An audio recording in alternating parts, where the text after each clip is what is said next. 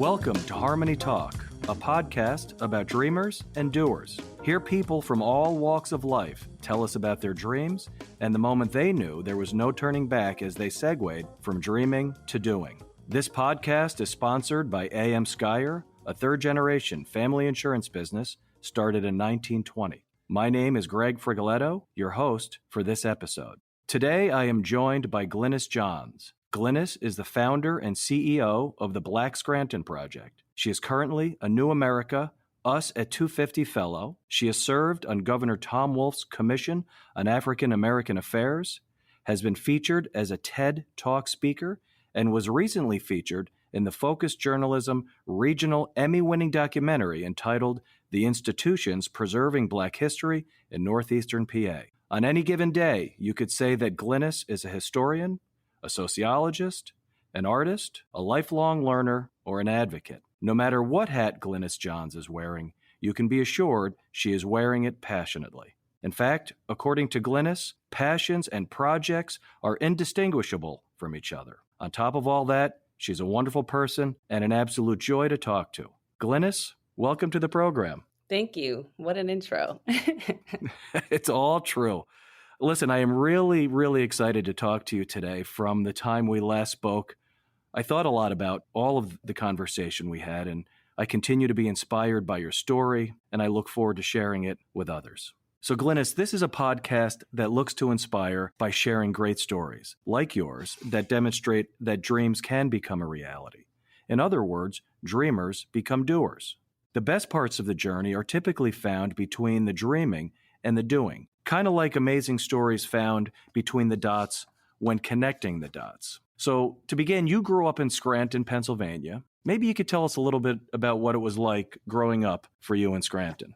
Yeah, so I was born and raised here in the city of Scranton, a product of the Scranton School District, and I always was a lover of the arts. Scranton has a really solid art scene.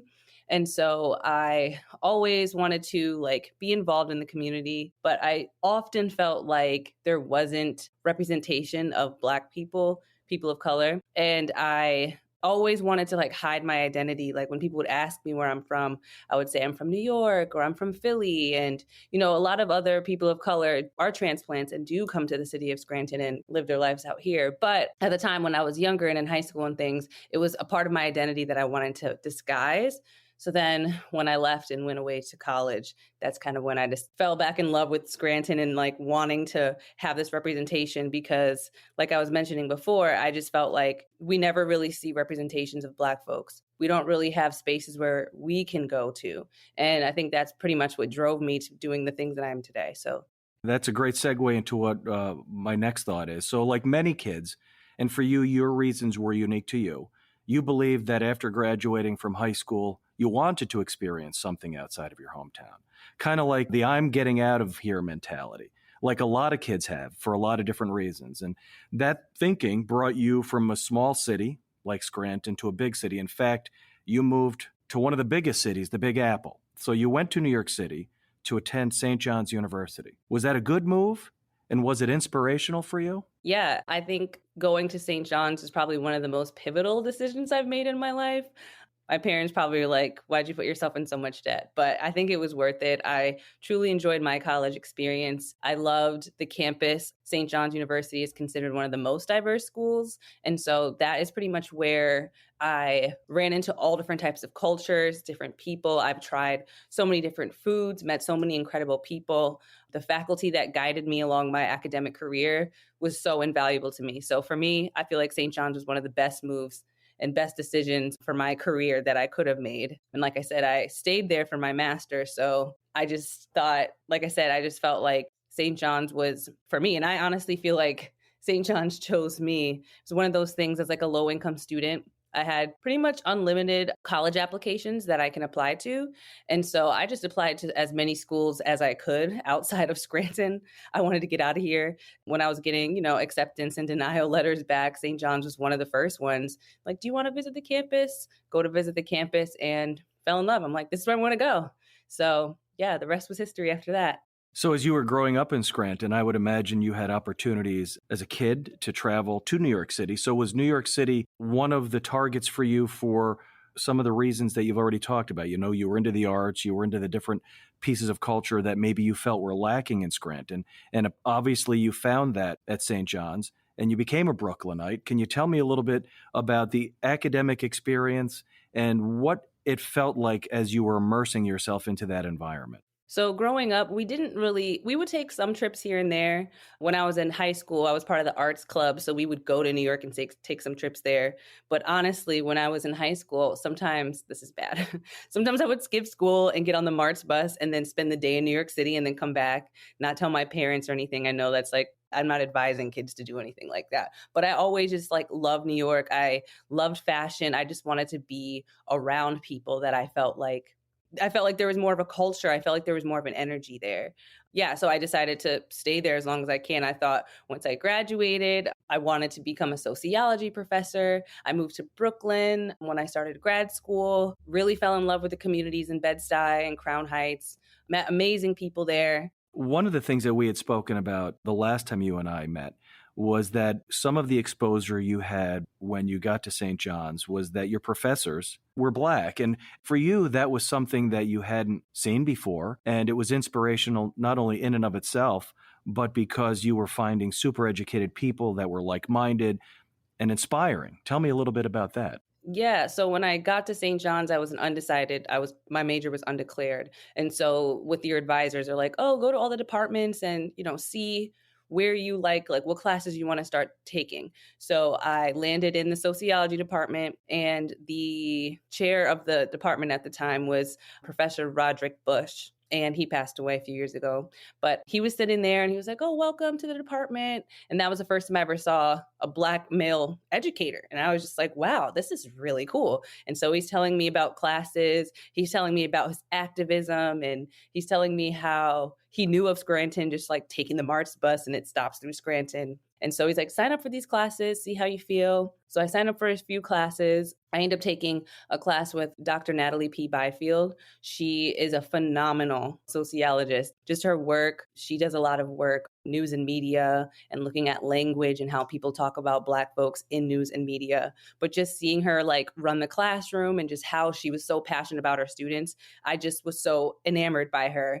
And I just pretty much followed her around and like would go to her office hours. She ultimately became my mentor. She's the one who guided me through my research when I decided to do my graduate thesis, which ultimately became the Black Scranton Project. So yeah, I'd never seen a Black woman professor like that in my entire life. She just inspired me. It opened up a new world for me. I know a lot of other cities and spaces, there are more diverse teachers, but in Scranton, there really never was too many. And so it was an experience for me that it really changed what I thought I was capable of. It really showed me that there are other career paths and things that you can do. Yeah. And so she just really inspired me. She's the first person that told me I was smart and you're capable and you're enough to be in this department. You're enough to be in this major. You can do what you want. Even when I started my graduate thesis, no one in the department had done a graduate thesis in over 10 years. So for me, I'm an overachiever. So I wanted that accolade. I wanted to be part of the history of the department. So I took on that challenge because it was not required of me. And she walked me through the entire process. I finished my graduate thesis, which was looking at the stereotype, why, if you're Black, you can't be from Scranton. And I was trying to look through a sociological perspective. But in order to do that, I had to kind of take a history route, and I had to dig up some history and figure out how long Black folks had been here. And that kind of transcended into me becoming a historian, because I didn't think that I would find much, but to my surprise, there was so much there. There were so many little nuggets that kind of compiled the story, and it made me feel like, wow, we have identity here in Scranton. We have a whole robust community that has just been overlooked. And why is that? And so once I finished my graduate thesis, I couldn't leave all that work within those 75 pages. So I moved back in 2017 to Scranton, and I just started going to the local universities, the elementary, middle, and high schools. And I'm like, hey, can I tell you about some local Black history? And I would just do talks. I would just tell people about what I knew. And that kind of just snowballed into developing a whole nonprofit. One of the things I had heard you mention previously was that growing up in Scranton, you and your friends and family would attend cultural events like the St. Patrick's Day Parade or Festival Italiano. And one of the things that you realized later was, although these were fun events and the community all embraced them, you recognized that there might be a piece of local history that's missing in celebrating in an annual cultural event or on a more regular basis. And that would be your path kind of to going into the Black History Project that you have. So while you were at St. John's, you talked a lot about your thesis, and perhaps the thesis is one of the defining moments that really for you started to connect the dots. So that was a pivotal moment for you. And if you could, from having those words on paper, what transpired that had you realize, okay, this is what my next steps are going to be, taking you from a happy Brooklynite enjoying everything that New York had to offer to thinking, okay, now I'm going to go back to my hometown of Scranton. What was your vision at that point? Yeah. Like you mentioned, the cultural activities and traditions that are already here, I would participate in. All the kids would go to the St. Patrick's Day parade, wear green. Everybody's Irish on St. Patrick's Day. The Italian festival, I love cannolis. Everybody goes down there and everybody has a beautiful time. But for me, it always was just like, wow, like, why is it that all these other cultures get to take up so much space and we celebrate it like it's something that everybody gets involved in? When I first started thinking about what I wanted my graduate thesis to be about, I came home during Thanksgiving. My first semester, it was 2015, came back home, and in Scranton, the night before Thanksgiving is like a big drinking holiday. So everybody is out at the bars, people are downtown. You're seeing people you haven't seen since high school. And I was downtown and I was having this conversation with someone I hadn't seen in a while. And they're like, oh, where did you go to high school? I'm like, I went to Scranton High, and I know you went there too. They're like, did you? But you're Black. Like, I know all the Black people from our graduating class. And that stuck with me so much because it just felt like, yeah, there's not that many of us. But then for you to feel like you knew all of us and had an account of all of us, it just struck me in an interesting way. So I took that and I went back to school and I'm like, okay, I know what I want to look at. I know I want to investigate the stereotype. And so the title of my graduate thesis is But You're Black, the Overlooked Community of Scranton, Pennsylvania. So yeah, when I finished all that work and I came back here, that's pretty much the title was just like running through my mind of how do I convince people that, yeah, but you're Black, but we're doing all these things in the community. So I just kind of would set up anywhere, like make little stickers that say Black Scranton Project and let people know what we had going on, like just let people know what I wanted to share with the community. And it just like snowballed. So 2019, pushing into Black History Month of 2019, I realized that we never really celebrated Black History Month. And I felt like this could be an opportunity to take all of my research and then put it into an exhibit in a gallery space where people can interact with it. So I approached the Steamtown Mall and, it was kind of closing. There was a lot of empty storefronts. And I just thought this would be a good place to maybe put up all of the history and artifacts that I found and collected over the past 3 years. And so I was like, hey, I don't have any money really, but like, can I borrow one of these storefronts? And it'd be kind of a cultural cool thing. And they're like, actually, that is a cool idea. All you have to do is pay the utilities for the month and the space is yours. It's going to be a lot of work to clean it up, but do your thing. So I just was in there for all of January, cleaning up this empty, dusty storefront. And I got a grant from the Lackawanna County Arts Department. It wasn't one of my first grants, but it was one grant that I didn't know was available for community artists. They're just like, this is a cool project that we hear you talking about around the community. We can give you a couple $100s to like offset your printing and whatever. Just, apply this way and we'll see what we can do. So I did that, got like $500. I worked with Center City Print and they gave me a good deal to print the things that I needed. And February 1st also happened to be First Friday in Scranton, which is a big cultural art scene, like an art walk kind of thing, which I kind of mentioned earlier. It was something that I always enjoyed going to. And so, with the help of the arts department, we put my event on the map for First Friday.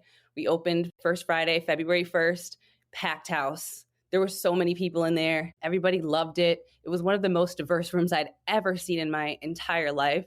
There was people in their 80s, 90s with walkers. There was little kids. People were asking me so many questions. Certain people remembered part of these communities. Certain people remembered some of the folks that I had highlighted, and it was awesome. And at that time, I was subbing here in Scranton at the school district, and I also was an adjunct professor teaching some courses at St. John's at this point. I was teaching a couple online courses. And so because I was able to work from Scranton and teach online, I would sit in the gallery space every day because I had it for the month and I didn't just want it open on the weekends. So I would sit there in the morning as the operating hours of the mall. And it was very simple then. I just had a piece of paper and I would just tally every single person that came into the space. And after they extended my rental, so I had it for 2 months. So after the 7 or 8 weeks that I was open, we had over 1,200 people walk through the gallery space. And as a sociologist who worked with statistics, if you crunch those numbers, that's really like 2% of Scranton's entire population. And so for me, that felt like an impact because the Black community right now is about 5%. And so the fact that 2% of Scranton's population walked through to see what I had to offer in terms of local history was so impactful. And that pretty much catapulted me into turning Black Scranton into a nonprofit. So there you were at your space at the mall, and it sounds like it started with a lot of work, however, super successful. From there, your space transitioned into something completely different. And I wish you could spend just a few minutes telling us about where you are now and what your hopes are for the space you're in. So after that exhibit, I kind of made it a tradition since 2019 that I wanted to do an annual Black History Month exhibit somewhere. So 2020, we were at the AFA Gallery. Then it was the pandemic. We didn't really do much. And because of the Black Lives Matter movement during 2020, our nonprofit started getting a lot of attention. We started getting like more donations and grants. And I really wanted a space for everything that I was collecting. I have so many artifacts now of just pieces of local history that I really want to maintain and display.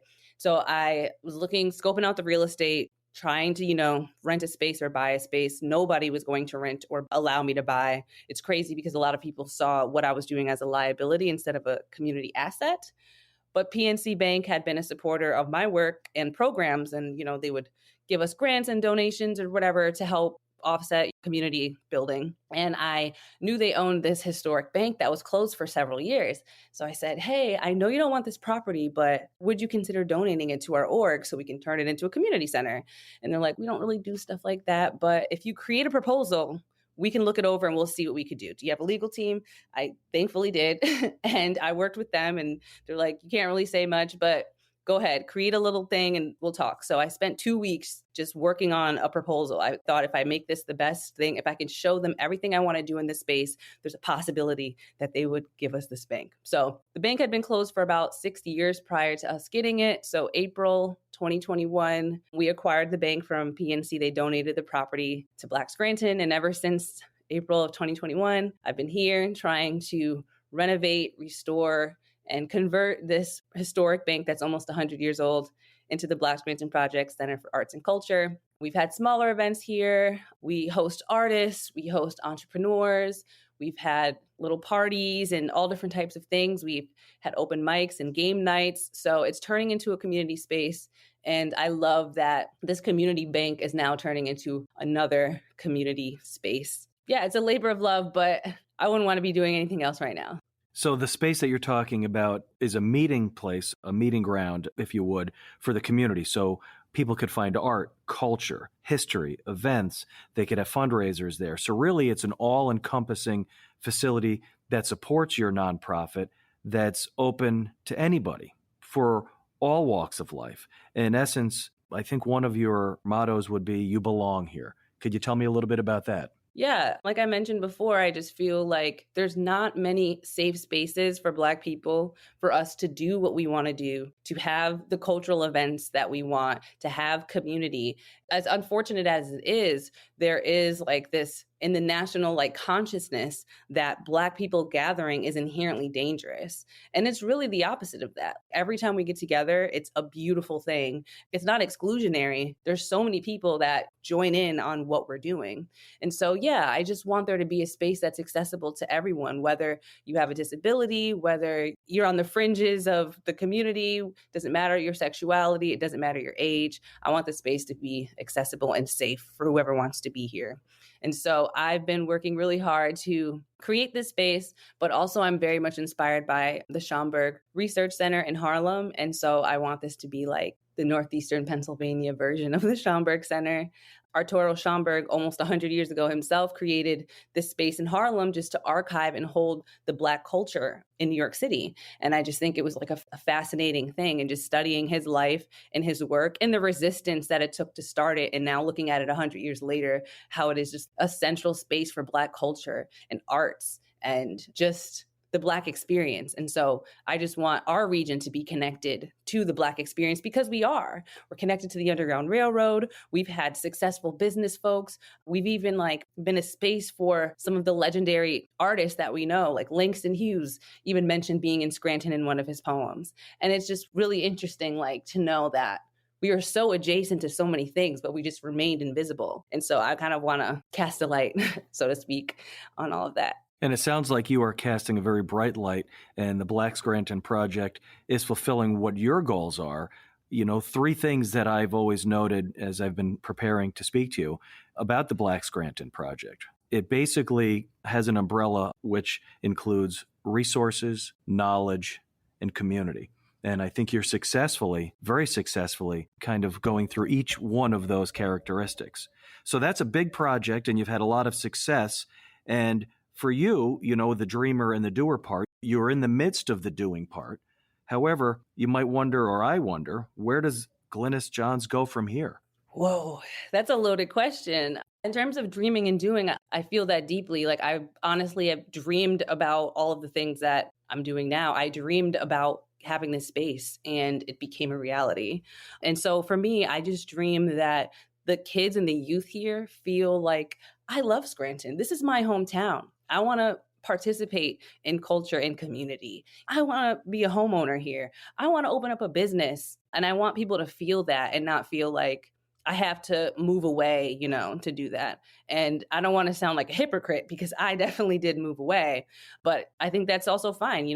Step outside of the boundaries of Scranton, experience life, see the world, and then, come back and contribute to your hometowns. And I think that's something that we should do everywhere. And I think local history is something that is always on the fringes of disappearing. And I think no matter what your culture is, family histories, community histories are important, because somebody is going to want to remember you. Or in this case, some things just kind of seem lost. And then here I am plucking out people from the history books and the archives and just lost newspaper clippings. And now they're being honored across the state as game-changing Black women. And I just love that I kind of was able to help facilitate that. And so I always tell people, especially young people, don't be afraid to go after your passions. Don't be afraid to do the things that you want to do, because at the end of the day, you can't go wrong with that. As long as you are living in your own truth, you will always be successful. And so I always let my students know too, if you love music, if you love photography, but you hate writing papers, there's a way that you can incorporate all of the things that you love into the things that you have to do. And so I think that is kind of how I ended up creating my own career, so to speak, because while I was working for other people, or while I was doing some of the things that I had to do, I was still infusing the things that I was passionate about, and it became so much better than what it could have been. Well, when we started this conversation, one of the ways I described you is passionate. And the last question I had, you actually just answered, and it was in line with, to any avid dreamer that's out there, what words of wisdom would you give? And you just gave a lot of words of wisdom and encouragement for our listeners who might be in the dreaming phase. And I think a large part of your answer is to be passionate about whatever it is you do. Yes. And I think I'll add to that consistency. And that is still something that I am working on. And what I found is the progress is in the small steps. Sometimes I feel like, I'm not doing anything. This is terrible. Why am I here? Nothing's going right. Nothing's going. And then I kind of step back and I zoom back and I'm like, wow, first of all, you have this entire building that you're working on. But two, you were able to get all of these things done. And sometimes one of my professors would always say, bite by bite, So you just have to take it one bite at a time, one step at a time, and you'll actually get there. And so just hold steady to the fact that what you're doing is worth something, and that what you're doing, someone's watching it and is, inspired by that. And so I kind of take that with me every day and just keep chipping away. Glynis, if people would like to follow you or learn more about the Black Scranton Project, how can we find you? You could find us at blackscranton.org or across all social media platforms at Black Scranton.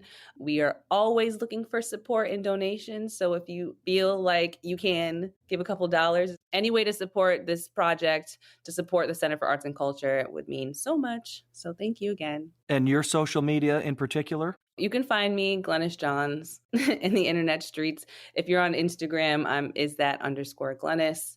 And that's pretty much the only social media that I kind of do personally. I would encourage all of you listeners to follow Glynis on her social media platforms. And again, learn more about the Black Scranton Project at blackscranton.org. So when you're on the path from dreaming to doing, it's important to celebrate small victories and also time to step back and enjoy the moment. And I have to tell you, Glynis, I have thoroughly enjoyed the moments I've spent with you as part of the HarmonyTALK podcast, and I can't thank you enough for joining us today. Thank you, Greg. This was fun. Thank you. I've been talking with Glynis Johns, founder and CEO of the Black Scranton Project, a 501c3 nonprofit organization and heritage initiative dedicated to archiving and celebrating Black history and culture in Scranton, Pennsylvania. This has been HarmonyTALK by A.M. Skyer, a third-generation family insurance business started in 1920. I'm Greg Frigoletto. Thank you to Glynis Johns for being with us today. To our listeners, continue to be inspired to segue from dreaming to doing.